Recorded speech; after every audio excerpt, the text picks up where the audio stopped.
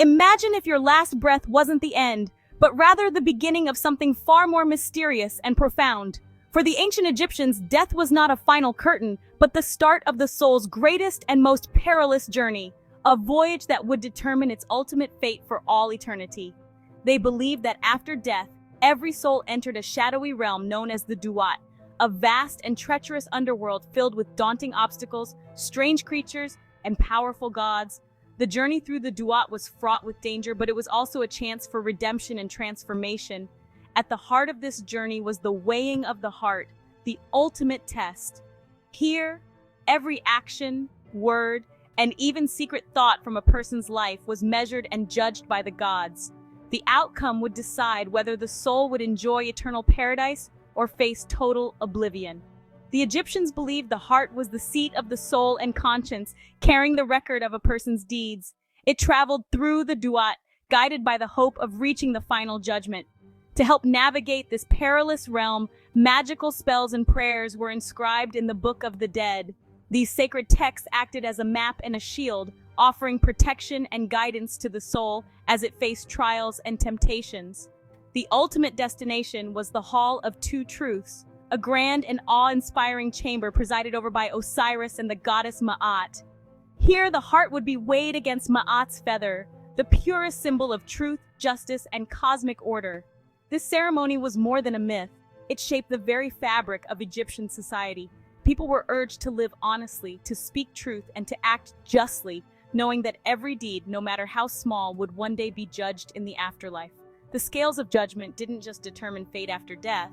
They influenced how Egyptians lived every single day, guiding their choices, relationships, and sense of right and wrong. In the hall, the heart faced the feather, and the gods watched in silence. If the heart was as light as the feather, it meant a life lived in harmony with truth.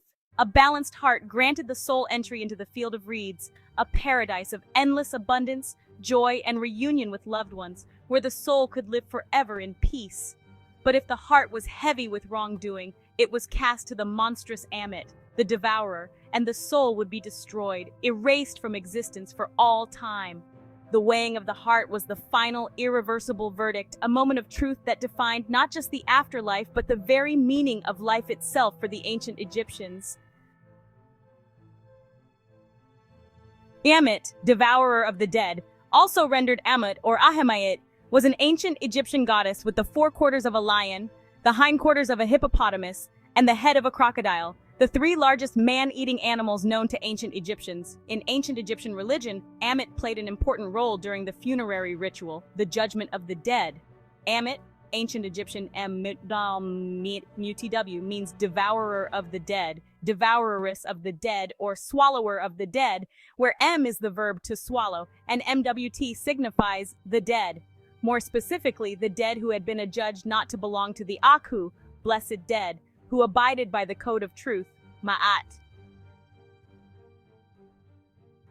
In ancient Egypt, death was seen as a transition, not an end. The journey to the afterlife was a continuation of one's existence, a passage to another realm where the soul would be judged and, if worthy, granted eternal peace. Egyptians believed that how you lived your life on earth directly influenced your fate beyond the grave. The 42 negative confessions were declarations of innocence, not guilt, each a testament to a life lived in harmony with divine principles. These statements were not mere denials but affirmations of moral integrity, recited before the gods as proof of a righteous life. These confessions, part of the Book of the Dead, guided souls through the underworld's trials. The Book of the Dead served as a spiritual map, offering spells and guidance to help the deceased navigate the challenges of the Duat, the Egyptian underworld. Reciting them was a soul's defense, proving purity and understanding of justice to the gods. The heart was weighed against the feather of Ma'at, the goddess of truth, and only those whose hearts were light with honesty and virtue could pass. Fate in the afterlife was earned through daily actions, not predetermined. Every act, no matter how small, contributed to the balance of one's soul, making each day an opportunity to live justly.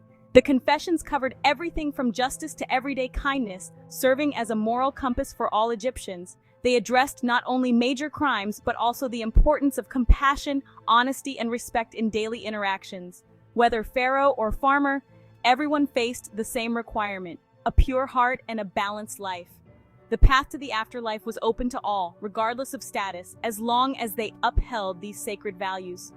The negative confessions provided a universal framework for morality, accessible to all. They were a guide for living ethically, shaping both personal conduct and the collective conscience of society. They shaped a society built on truth, order, and compassion, ensuring that the pursuit of Ma'at, balance, and justice remained at the heart of Egyptian civilization. Listen, mythology fans, let's crack open one of ancient Egypt's biggest secrets, what went down in the Hall of Truth during the ultimate afterlife judgment. Picture this. You've died in ancient Egypt. The journey's just getting started. First stop, the Duat, the Egyptian underworld. It's spooky, twisty, and full of traps, but you're not alone. Horus, the falcon-headed god and son of Osiris, shows up as your personal guide. He's like, "Stick with me, kid."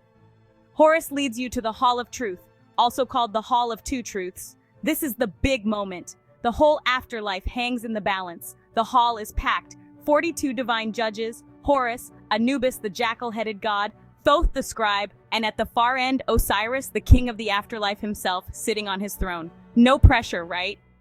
To get through, you gotta nail the negative confession. That means standing before all those judges and denying 42 specific sins. Stuff like, I haven't stolen, I haven't lied, I haven't killed. These aren't just rules. They're the core of Ma'at, the ancient Egyptian ideal of truth, justice, and cosmic order. Now comes the freaky part, the weighing of the heart. Anubis steps up, all serious. He takes your heart, your soul's record, and places it on one side of a giant scale. On the other side, the feather of Ma'at. If your heart's lighter or perfectly balanced, congrats! You lived a good life. If it's heavier, weighed down by guilt and bad deeds, you're in trouble. Enter Ammit, the devourer. Half crocodile, half lion, half hippo, all nightmare. If your heart tips the scale the wrong way, Ammit eats it. That means instant oblivion. You're erased from existence. Brutal. But let's say you pass. Thoth, the ibis-headed scribe, is there, writing down every detail. He's the cosmic record keeper, making sure the verdict is fair. Some stories even say he might advocate for you, if you've got a good case. Then, Horus takes your hand and presents you to Osiris, his father. Osiris is the ultimate judge, the big boss of the afterlife. If he finds you worthy, he welcomes you into the field of reeds, a paradise where you live forever, farming, feasting, and chilling with your loved ones. In some versions, you even get to join the gods, sharing in their power and bliss. So next time you hear about the Egyptian afterlife, remember, it's not just about mummies and tombs. It's a cosmic courtroom drama, starring gods, monsters, and a whole lot of moral courage. And at the center of it all, Horus, Anubis, Thoth, and Osiris, making sure the truth and the soul get what they deserve. Stay curious, and may Maat be ever in your favor. After surviving the Duat, the soul entered the Hall of Two Truths, a celestial courtroom presided over by Osiris, Lord of the Underworld. Anubis, jackal-headed god of the afterlife, guided the soul to the golden scales. Before the weighing, the soul made the negative confession, declaring innocence before Osiris and 42 divine judges. I have not stolen, I have not lied, I have not murdered. Each denial was a magical act, proving the soul's understanding of Ma'at. This wasn't just ritual, it was a moral checklist, covering everything from honesty to kindness. The negative confession reflected a society deeply invested in ethics and personal responsibility. By reciting these truths, the soul demonstrated its worthiness and commitment to cosmic order. The gods listened, weighing not just words, but the life behind them. The soul's fate hung on this final testimony. Then, the silent scales awaited their answer. The soul's journey, after a lifetime of choices and actions, finally ended in the awe-inspiring Hall of Two Truths, a place shrouded in mystery and reverence. Here, before the mighty Osiris, the Lord of the Afterlife, and a council of 42 divine judges, the soul stood to face its ultimate reckoning. Each judge embodied a particular sin or moral principle, and the soul was required to recite the negative confessions, declaring innocence of each wrongdoing one by one.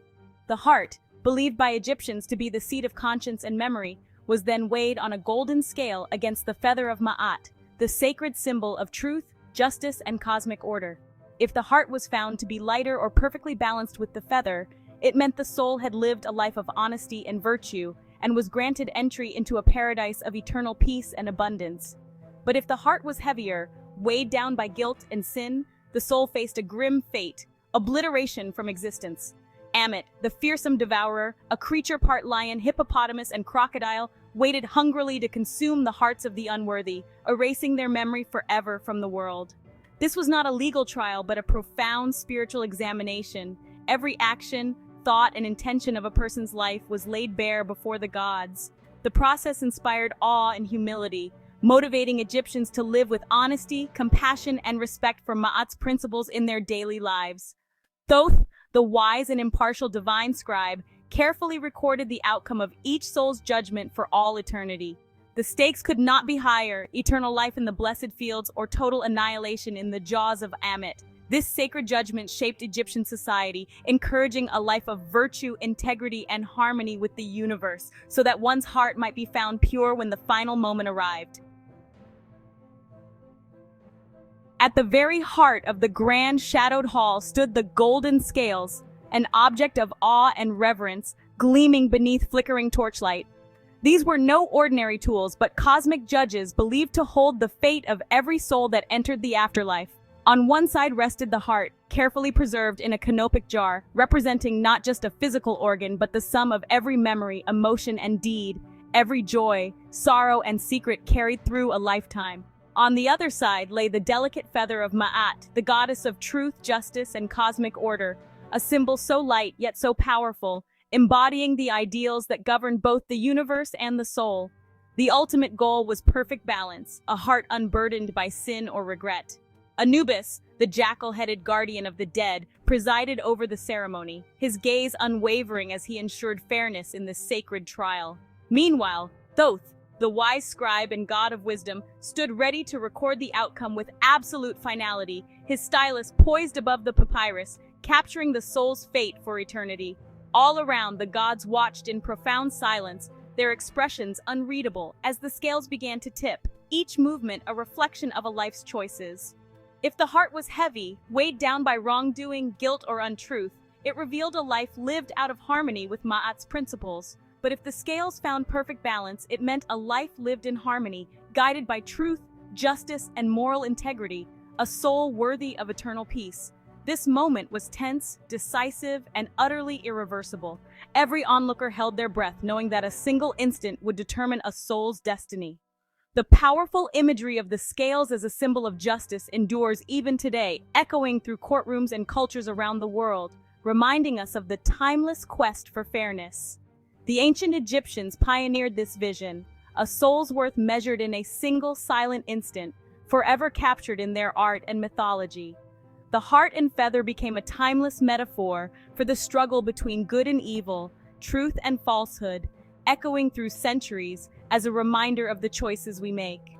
In that sacred moment, a lifetime was judged, and the soul's true worth was finally revealed. At the heart of the confessions was Maat, truth, balance, and justice personified. The feather of Maat set the standard for a righteous life. The confessions detailed what it meant to live by Maat. I have not killed, I have not stolen, I have not made anyone weep. They valued not just the absence of crime, but the presence of kindness, humility, and respect. Even small actions, avoiding arrogance, not eavesdropping, were seen as vital to social harmony. The confessions addressed economic fairness, environmental respect, and religious piety. Their scope was broad, forming a complete vision for ethical living. Many principles echo later moral codes, but the Egyptian list was uniquely detailed and holistic. Living by Maat meant striving for goodness in every aspect of life. The Laws of Maat. 1. I have not done iniquity. 2. I have not robbed with violence. 3. I have not stolen. 4. I have done no murder. I have done no harm. 5. I have not defrauded offerings to God. 6. I have not made diminished, or stolen oblations offerings to God. 7. I have not plundered the god. 8. I have not spoken on lies. 9. I have not snatched away food. 10. I have not caused pain, uttered curses in later translations. 11. I have not committed fornication or adultery. 12. I have not caused the shedding of tears. 13. I have not dealt deceitfully. 14. I have not transgressed. 15. I have not acted guilefully. 16. I have not laid waste the plowed land. 17. I have not been an eavesdropper. 18. I have not set my lips in motion lied against any man. 19. I have not been angry and wrathful except for a just cause. 20. I have not defiled the wife of any man. 21. I have not defiled the wife of any man. 22. I have not polluted myself. 23. I have not caused terror. 24. I have not transgressed, disobeyed the law. 25. I have not burned with rage. 26. I have not stopped my ears against the words of right and truth. 27. I have not worked grief. 28. I have not acted with insolence. 29. I have not stirred up strife.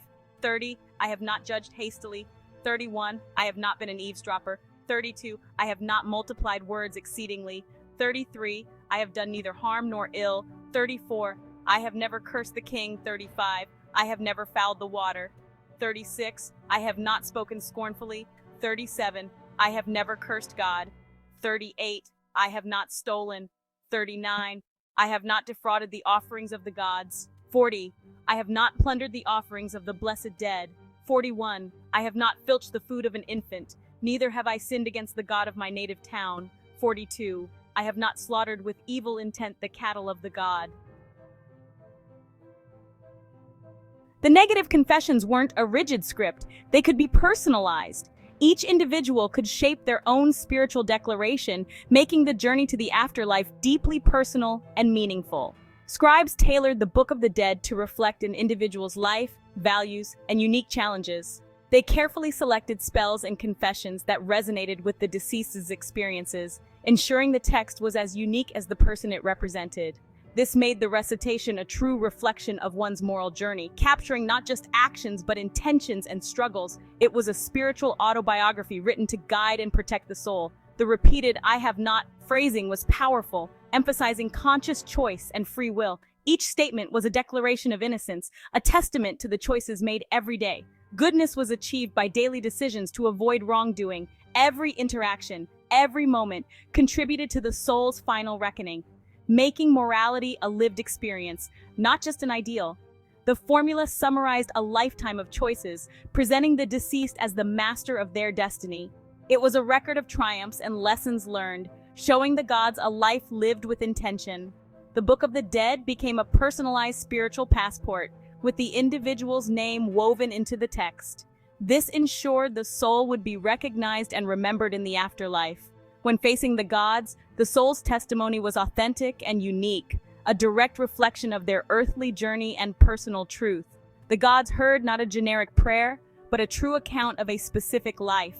Each soul stood before the divine with their own story, hopes, and regrets. This personal touch transformed ritual into a profound final statement of character, ensuring that the journey to the afterlife was as individual as the life that came before it. Though ancient Egypt is gone, the wisdom of the negative confessions endures. They remind us that the quest for a just life is timeless. Morality is woven from daily actions, not just major deeds. The confessions urge us to live with intention, patience, and truth. Maat's balance offers a lesson for today. Our actions shape the world. I have not polluted the water is a call for environmental stewardship. Integrity, truth, and kindness remain the cornerstones of a worthy life. These ancient voices still guide us toward a just and meaningful existence. To grasp the weighing of the heart, you must understand Maat. Maat was more than a goddess. She was the principle of truth, justice, and universal order. Her feather, chosen for its symmetry and purity, became the standard for all morality. Living by Maat meant honesty, fairness, and respect for both gods and people. The feather on the scales wasn't just a symbol, it was the embodiment of cosmic law. Only a heart in harmony with Maat could balance the feather. This idea of a universal moral order echoes in philosophies worldwide, from Dharma to the Tao. The Egyptians gave this profound concept a simple, tangible form, a single perfect feather. It was a daily reminder that truth and balance were the ultimate measures of a life. When the scales finally settled, Tahuti, the divine scribe, carefully recorded the verdict for each soul. His pen determined the fate of the departed, inscribing their destiny for eternity. If the heart was perfectly balanced with the feather of Maat, it meant the soul was true of voice, honest, just, and pure. Such a soul was deemed worthy of paradise in the legendary Field of Reeds. This paradise was a reflection of Egypt's greatest dreams. Lush, green fields stretching endlessly, sparkling canals teeming with life, and a land where joy never faded. Here, the soul could reunite with loved ones, feast and celebrate for all eternity. Life in the Field of Reeds was vibrant and abundant, filled with activity, laughter, and the rewards of a life lived in harmony with Ma'at, the principle of truth and order.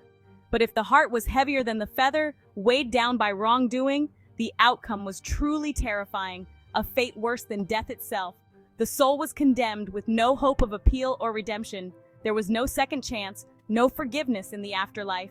Ammit, the fearsome devourer, a monstrous creature, part crocodile, part lion, and part hippopotamus, waited hungrily beside the scales, ready to consume the unworthy. If the heart was found wanting, it was cast to Ammit. To be devoured by her meant total annihilation, the soul erased from existence, lost to darkness forever. This second death, the complete destruction of the soul, was the Egyptians' greatest fear. It meant not just physical death, but the end of memory, identity, and hope. The ever-present threat of oblivion motivated people to uphold Ma'at in every aspect of their lives, at home, in the marketplace, and within the community. Living justly was not just a moral choice, but a matter of eternal survival. The choice was stark and absolute: eternal bliss in paradise, or utter non-existence in the void. Every action in life tipped the scales toward one fate or the other. The weighing of the heart was the ultimate test, the final judgment with everything at stake: your soul, your legacy, your very existence. In the end, only truth, purity, and a life lived in balance with Ma'at could save you. For the ancient Egyptians, this was the path to salvation, and the only way to escape oblivion. The journey to judgment was perilous, but the Egyptians came prepared. Their secret weapon, the Book of the Dead, a personalized collection of spells and prayers. These texts, placed in tombs, guided souls past demons and obstacles in the duat. The book included the negative confession and spells to protect the heart during weighing. One famous spell inscribed on a heart scarab pleaded, "Do not stand as a witness against me." Lavishly illustrated scrolls brought these spells to life, blending art and magic. For Egyptians, the Book of the Dead was the ultimate insurance for the soul's journey. With knowledge and preparation, they believed even death's dangers could be overcome. The weighing of the heart was more than myth. It was Egypt's moral compass for millennia. The promise of judgment shaped law, society, and daily life, urging honesty and compassion. This idea echoes in many cultures: Judgment Day, the Mizan, even the concept of legacy. The Egyptians were among the first to express humanity's hope and anxiety that our lives matter and will be measured. The heart and feather remind us true worth isn't in wealth or power, but in a clear conscience. Our choices have consequences that reach beyond death. The story of the weighing of the heart is ultimately a story of hope. It promises that justice prevails and a life of integrity is rewarded. Though the gods of Egypt have faded, their message endures. Every day, with every choice, we add to the weight of our own hearts, preparing for our own final judgment.